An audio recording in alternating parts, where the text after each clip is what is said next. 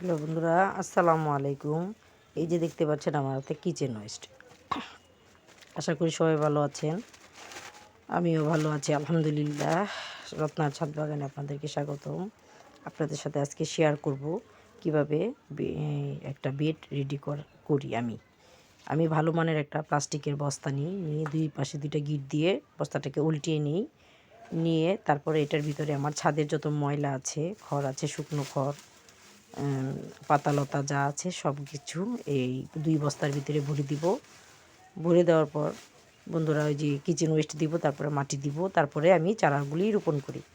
আমি এইভাবে বেডগুলির আগে থেকেই সবসময় রেডি করে রাখি। আজকে আপনাদের সাথে শেয়ার করলাম। বন্ধুরা, মনের অজান্তে মাথা থেকে কাপড় সরে গেছে, এটা আমার নিজের কোনো ইচ্ছাই হয়নি, সরে গেছে, ক্ষমা সুন্দর দৃষ্টিতে দেখবেন। যাই হোক, আমি এইভাবে বেড রেডি করে তারপরে কিচেন ওয়েস্ট দিব, তারপরে মাটি দিব। বন্ধুরা, শিক্ষণীয় ভিডিও একটু বড় হয়, সেই জন্য ক্ষমা সুন্দর দৃষ্টিতে দেখবেন আর একটু ধৈর্য ধরে দেখবেন। এগুলি শিক্ষণীয় বিষয়। আমি আগে সিমেন্টের বস্তায় দিতাম, আর এখন আমি এই বস্তায় দিই, কারণ সিমেন্টের বস্তায় ফেটে যায়, বালি বেরিয়ে যায়, বা পানি দিলে মাটি বেরিয়ে যায়, নষ্ট হয়ে যায়।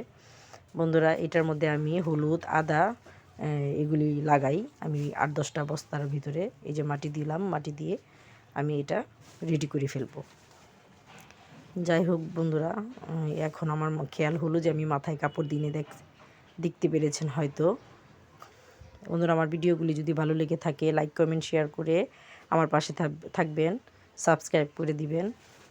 আজ এই পর্যন্তই বন্ধুরা। আসসালামু আলাইকুম রহমতুল্লাহি ওয়া বারাকাতুহু। এরপরে আমি এই বেডের ভিতরে আমি 2টা বেগুনের চারা লাগিয়ে দিব।